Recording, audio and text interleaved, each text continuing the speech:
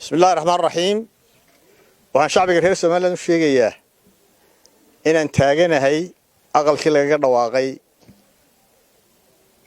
dib u soo noqoshada madax bannaanida Jamhuuriyadda Soomaaliland 1999 waa boqorada ugu mudan in laga xuso ama lagu xuso 18 May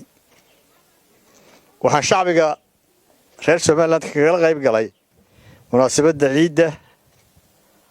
qaranka gobolka Togdheer shacbiga gobolka Togdheer xukuumadii kulmiye ee dalka soo xukumayay ilaa 2010 18 May way jecel yihiin laakiin waxa ay andaraa in goobtii laga dhawaaqay ay sidaa u eg tahay maanta iyagoo xukunka hayay muddo ka badan 12 sanadood waxa kale oo aan la yaabay in madaxweynuhu yiri Cabdiraxmaan Cirro ka maqnaa 18 May anigoo Burco joogay oo aan dibadda ku maqnayn waxa si madaxtooyadu Burco ma waxay u taqaanaa meel qurbaha ka uga mid tahay walaalayaal waxaan mar labaad idinku bogaadinayaa shacbiga reer Soomaaliland maalinta qaranka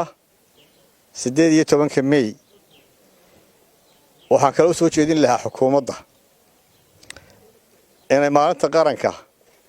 ee sanadka soo socota 18 May halkan lagu qabto sanadka ka harsanna halkan la dhiso